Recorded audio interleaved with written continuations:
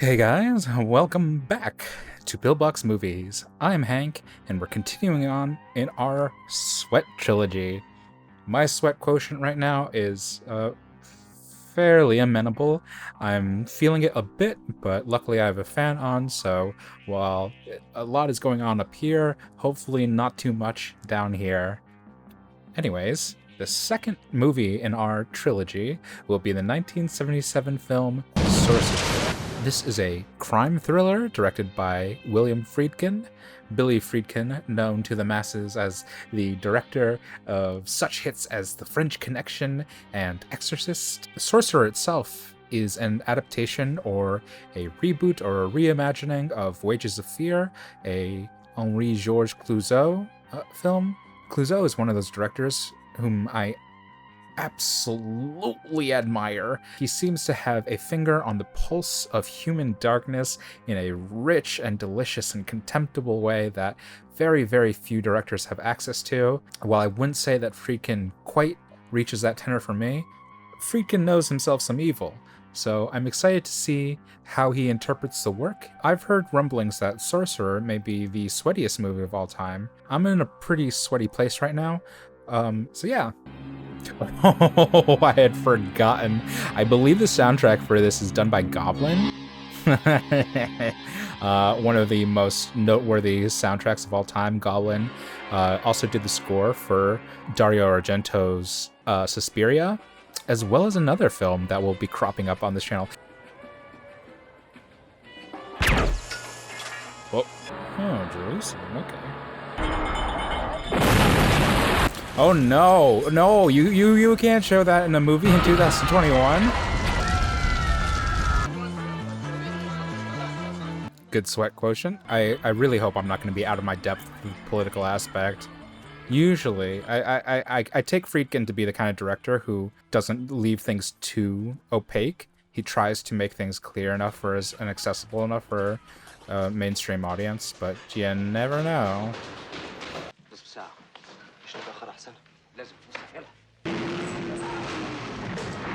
Really? To handle like 4 guys? Okay.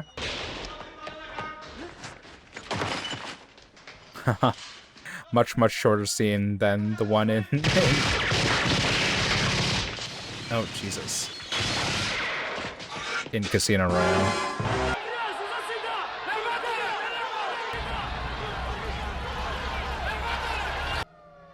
Paris? Wasn't there a shot of Paris in French Connection too? Like just rando cutaway to Paris and then the sequel was set in Paris? Or was it DC? I guess it had to be Paris. It's called The French Connection. What the hell am I talking about? Back when men were men and directors weren't afraid to frame actors so small in a scene. Back when set design existed. Back when blue screens were just a twinkle in your father's eye. Colonel Étienne Debray, la Légion étrangère, Sion, gloire de la France d'outre-mer. Gloire de la France coloniale. Faire chaque jour de sa vie. Encore quelques secondes, et d'un simple geste, je vais effacer la surface de la Terre.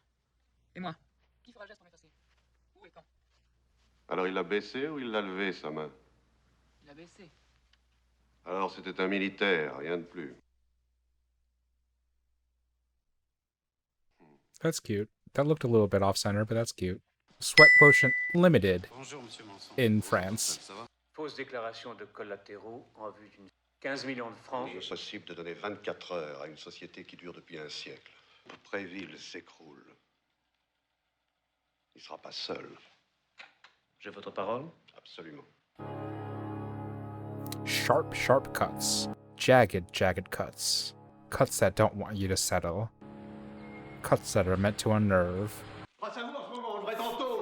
Those are boot cut slacks. Those are boot cut slacks. Holy hell! Royal Tenenbaums? What the heck? God, he's in it. He's in it deep. Répondu, vous avez pris les risques à vouloir supporter les conséquences. Parlez-lui. I'm thirsting for some sweat. Where's my sweat?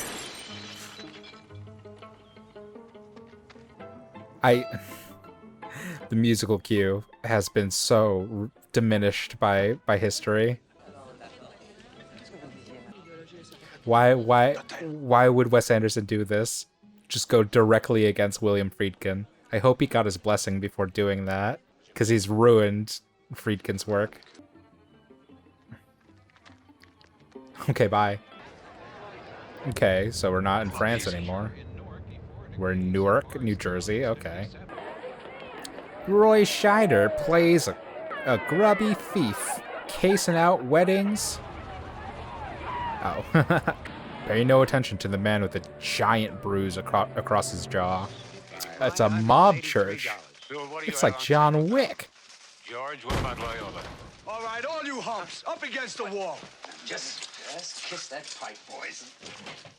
Shut up, you zip. Does Goblin have like a writer in their contract saying we absolutely must only do musical cues for hard cuts?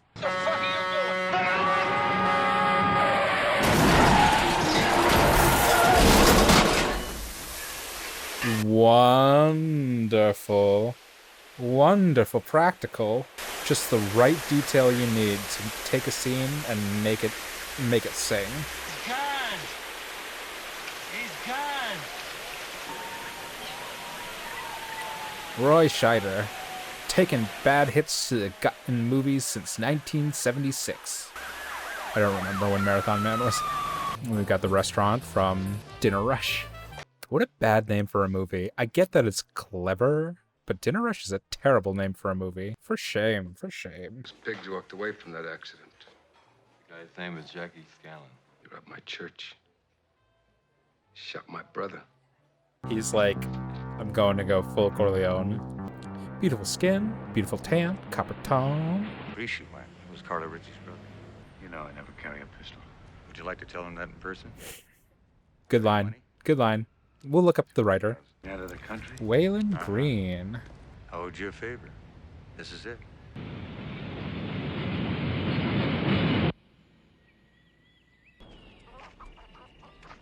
4 more years. Argentina?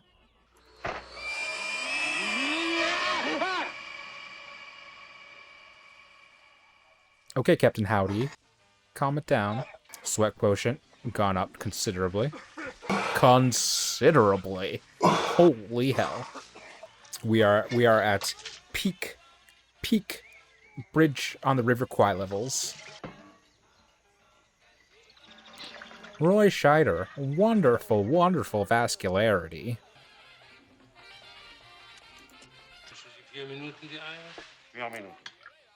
Speaking German.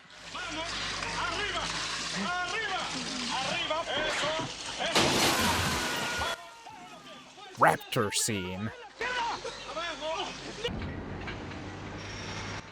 Okay, it's an oil company, I think.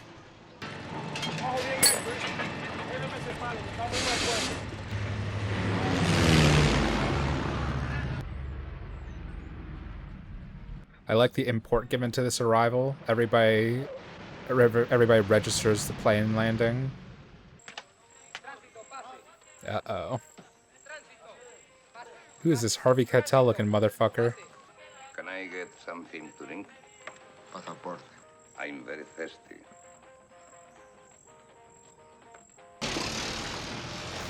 We are taking our time. We haven't even introduced the plot yet. This would be like the opening scene in like a Christopher Nolan flick. And this movie's like half as long as a Christopher Nolan flick. White shoes. A flex in any culture, honestly. I'm missing those Palestinian characters. What was up with that? How much will it cost from here to Argentina? An airline ticket costs 470 pesos. I have less than 100. It's got like a Bruno Gantz thing going on. No es posible. Costoso. Comprende? Cost much. Comprendo. Oh, I'm an idiot. That's the diplomat. Or, not the French guy. Más 1,000 pesos. They are only the watch. Roy Scheider blowing the roof off with the sweat quotient. As I'm to understand, he was cast for his bogartishness. It was supposed to evoke treasures of the Sierra Madre. I could see it. So is this our three? Is this our triumvirate? Or maybe there's also the guy who got off the plane. 3 dudes trying to escape the country. I'm a thief. Ice hockey. Squeeze trucks and perforating trucks have already been ordered. Should be here.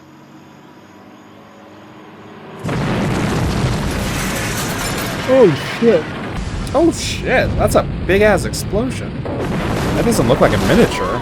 I mean, I guess oil it's like a Chekhov's gun to a certain degree. If you have a movie that focuses on oil, you gotta have explosions. The there will be blood principle. In this country, terrorists who blow up American oil wells are heroes. I see. Telex from home responding to my report. First part just concerns regret, loss of life, etc., injuries, and so on. Oh god.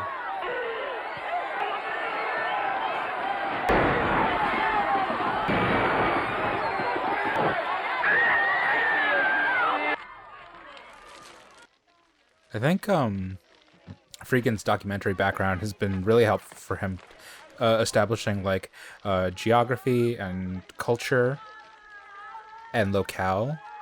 He seems to have maybe it's in the script as well, but the fixation on presenting the actual political atmosphere of the area, it's much more of a focus on that than other directors would choose to depict.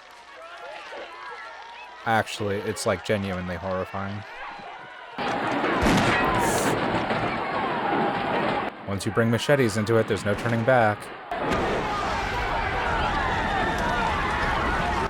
I think conceptually, I'd have to say, I think Friedkin is a director who sees the world and sees it in tumult. I think generally there are few directors who see the world as a chaotic, unresolvable maelstrom as William Friedkin does.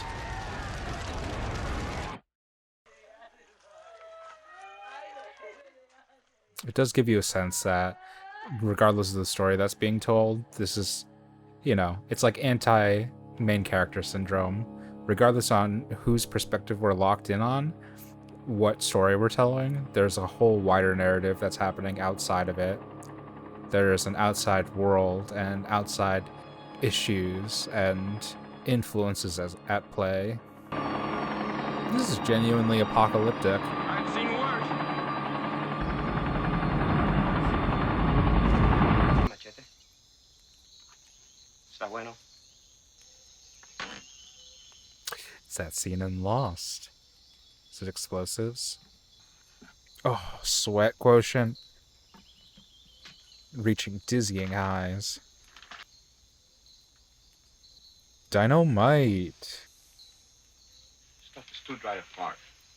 ¿Cuándo fue la última vez que le dieron la vuelta a las cajas?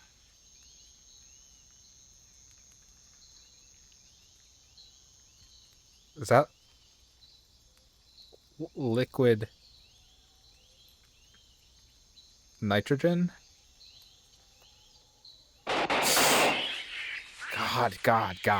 God. Those seeps out of the sticks and into the bag. If you give those cases any kind of a bump, it will blow. Oh, God. I suppose we could boom load it a little bit at a time, yes? How the hell are you gonna get it It's up? not your problem. We'll get it up there. All right, we have our ticking clock. The money, Mr. Corlett. Nobody's gonna get into a chopper with that shit. You need a suicide jockey. What are you saying? We're some kind of suicide squad? Stop at the bottom of the hill. I need to know the machine. Lots of testing. I like it. So if one of them dies, do they like turn it over to the next person? Like are there going to be like 3 transport vehicles going? Escape driver. Serrano, Dominguez, Marquez, Martinez. I wasn't expecting Marquez to be a part of this crew. I guess he has been getting more screen time than I give him credit for. Once again, why is he here? Who is this guy? I love how like slipshod, how like roughshod this job is. They're like just making the best with the like equipment and the materials they've got. This is dangerous as shit. Most of the time, you know, thrillers or action films are built on like two opposing forces of like equal competence and weight, like the extremely competent Sarah Connor versus the or Kyle Reese versus the extremely competent Terminator, T-800. But in this, it's like completely different. This is a thriller based on incompetence, based on a failure to plan. Kind of like that okay, one Disney property I will speak highly of. Kind of like that episode of The Mandalorian. I think it's called The Job, when he's forced to work with other people on one jail breakout mission, and they prove to be like either totally incompetent or at odds with the Mandalorian's actual goals or motivations. That for that singular episode, I was kind of like, that's an episode made by somebody who's worked in Hollywood for too long, somebody who knows the pain and trouble of bureaucracy and a certain kind of teamwork that focuses on doing a task to the best of the worst person's abilities. And this has a similar kind of air to it, like extremely competent men tasked with doing an impossible job with incompetent tools. Haha. Yeah.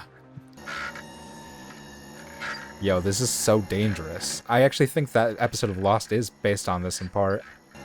It's like so strange, and I'm liking it for its strangeness. I don't think I'd like this in every film, but I really like how this movie has been set up with us like having almost zero investment in any of the characters.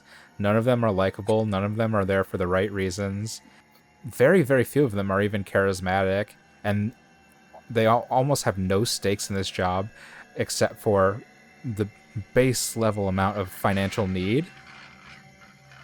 And yet, taking away all those elements that we usually like put our investment in the film, in characters or in backstory or in sympathy, taking away all these elements, like we're forced to relate to them solely on the merits of them doing a job well and doing a dangerous job well. 3 cases each. One is enough to blow your fire. That means you don't think all the trucks will make it. One of us is a backup. We want double and legal resident. Or we don't talk. You leave in 4 hours. Like, it's actually a very kind of objective, sterile movie. Like, there's no voiceover, there's almost no scenes between the characters and people that they relate to that they can bounce off of in terms of dialogue. We're only meant to know these characters in terms of their actions. It's really cool. It's a movie that's impressed and obsessed with mechanics. Rest of this cable. It's over there in the corner. Where the hell is the German? Buena suerte, señor Serrano. What is it? Nothing. Okay, klaxon otra vez.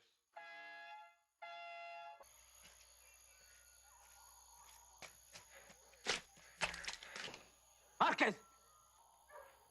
Oh, is Marquez gonna be like slip-knotted? Like in Suicide Squad? Is that where they got the idea? So that this guy could get on. He killed Marquez so that he could take his post.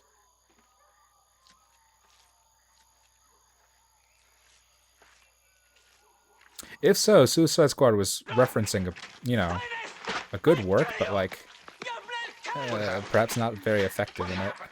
We just lost a driver. We need another one. There's like a part of me thinking about who directed Suicide Squad. Thinking of David Ayer as a person and thinking of the type of movies he would watch. I'm like positive he watches William Friedkin movies, and he may have wanted to slip in like a gentle nod to Sorcerer. One of those things where he was like, when this movie takes off, I'm going to be praised to high heaven for my obscure movie references.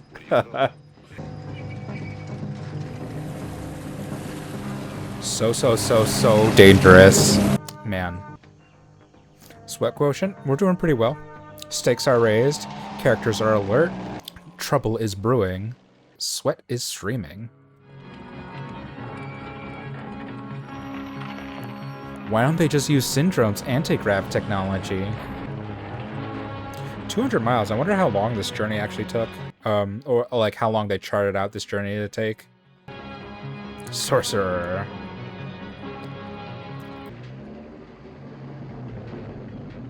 No, not for you. Sorry.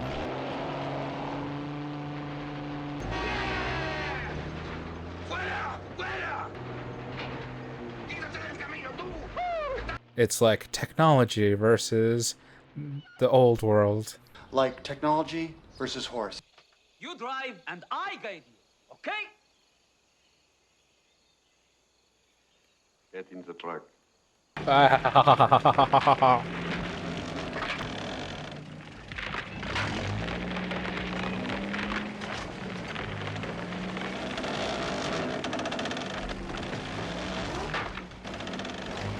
You could cut the tension with the world's sharpest knife made out of smoke.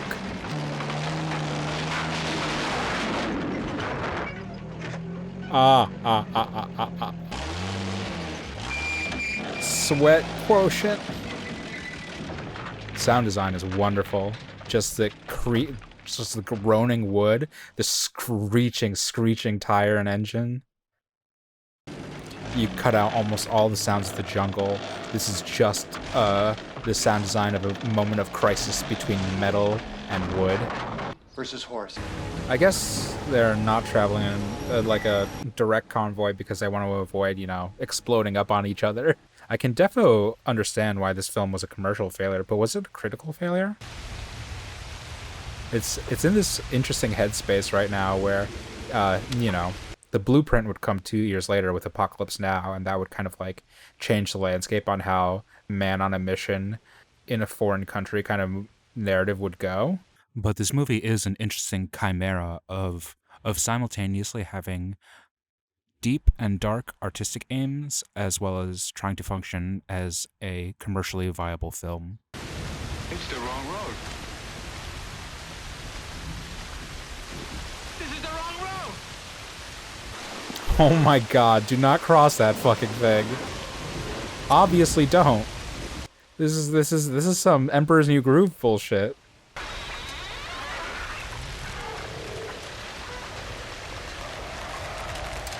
This is a no bueno, no bueno. How can you even? What's the thought process here? Is this like one long Universal ride? Just like one disaster movie after another. Ah, God, that's awful. Sound design, putting in some sounds of the shark from Jaws dying.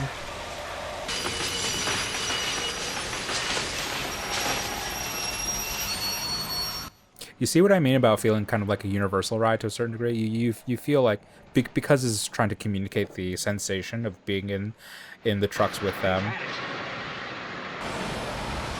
Oh, they both went the same way. Yeah, they're dumb. God. Maybe wait for the rain to stop? Just an idea. I mean, I'm sure they have a deadline, but not a deadline that requires them to try and go over this creepy fucking bridge during a fucking rainstorm. Don't get run over by a slow truck. That'd be ridiculous. We're not watching Deadpool. We're not watching Austin Powers. The killer trees from Poltergeist have arrived. Or Evil Dead.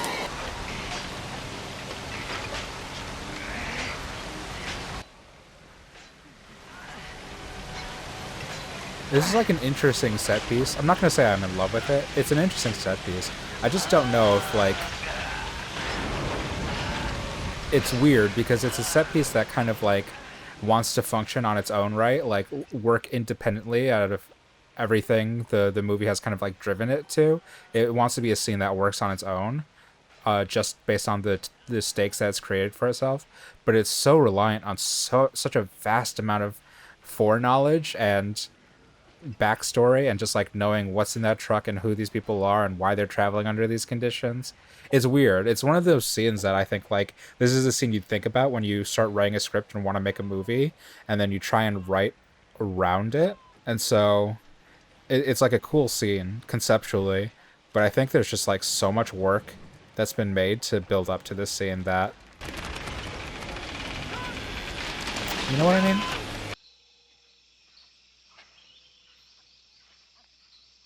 A sweat quotient to the moon! To the moon! Diamond hands! They're just gonna have to drive over that tree trunk. Who is this rich man and why is he taking on this insane task? How I feel when I learned how much tuna DNA is in Subway tuna. It's like actually exploding those leaves. Oh, that's beautiful. Is it sweat or is it a tear? In my world, it's both. That's charming. Make your move. Jesus Christ. I think I can clear it. Just give me a rake.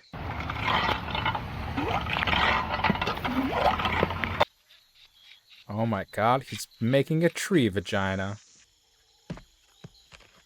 He's making a track. Oh god, he's making a track. Oh, he's gonna split it. That's interesting. Okay, I'm lost. I don't know what he's doing. He's gonna use some of the nitrogen? Yeah, he's gonna use some of the nitrogen to explode the tree. Yo, get far, far away from that. Oh my god. Oh my god. And I like how the sounds of the forest are intensifying at this moment. This is what Sherlock fundamentally doesn't understand. Nobody cares. Nobody's debating Sherlock at this point.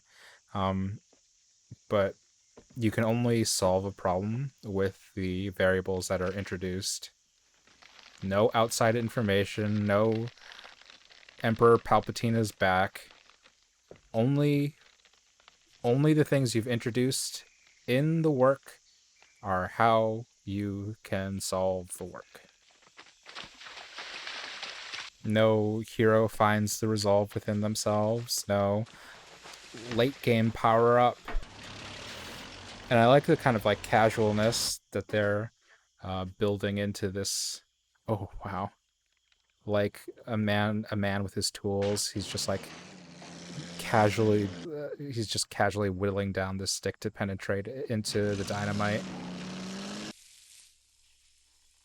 It's a movie of very minuscule goals. It's a movie strictly of cause and effect. Narrow goals.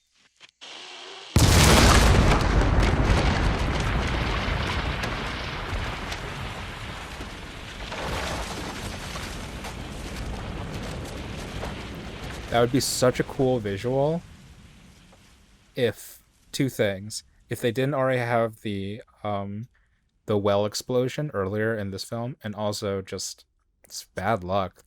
They didn't already have a scene of Roy Scheider shooting something that explodes in a gargantuan fashion in Jaws. There's so much poor timing around this movie. Jaws, Apocalypse Now, Star Wars, Sweat Quotient, doing magnificently. No notes.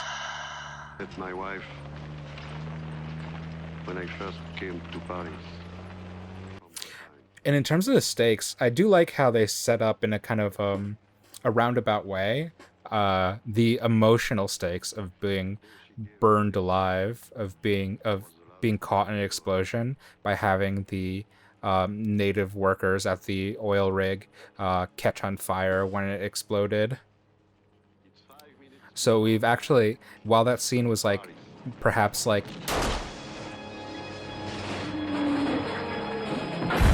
structurally accomplishing different goals, or disguising itself as being about something else,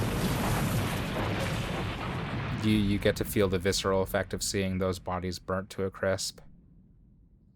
I just skipped over this part because it's just too obvious when a character starts talking about their backstory that they're gonna die. I love the dust in their faces, giving them the ghoulish appearance. It's very... Oh, the freedom fighters. It's very... It will conjure up a different kind of emotional memory post-2001. Get down. He's taking Get a down, wide on the ground. berth. Wait, so what's up with the Palestinians? Well, I thought they were going to come back into play. What? What happened with the Palestinians? Oh, the other guy was one of the Palestinians. I had no idea. I genuinely had no idea. Fuck me for not knowing faces, I guess. I guess thematically they've all like arrived here from some violent past, and this is like a continuation of that cycle of violence. Hay un montón de explosivos.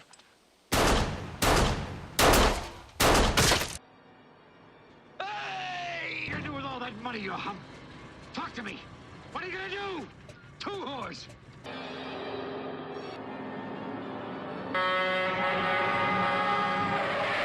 And plunges right through your gullet! Oh, and that's also a good setup. Setting up the idea, the notion of crashes from Roy Scheider's first job. That's interesting. I didn't even think about that.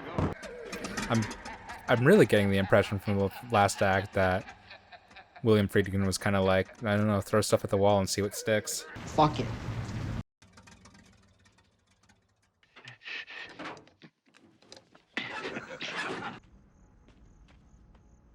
Oh no, carrying it on his own. Jesus. Just true madness is set in. Yeah. Yeah. Yeah. You think you're a movie jarhead? I'll show you a movie. My name is William Friedkin. The year is 1977. It's good. No good to me.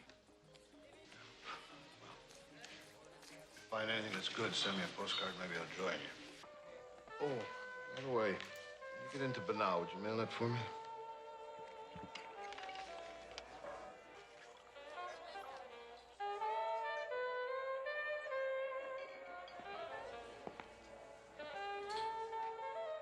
May I have this dance?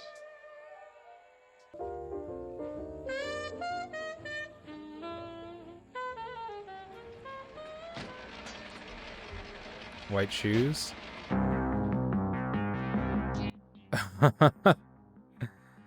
Okay.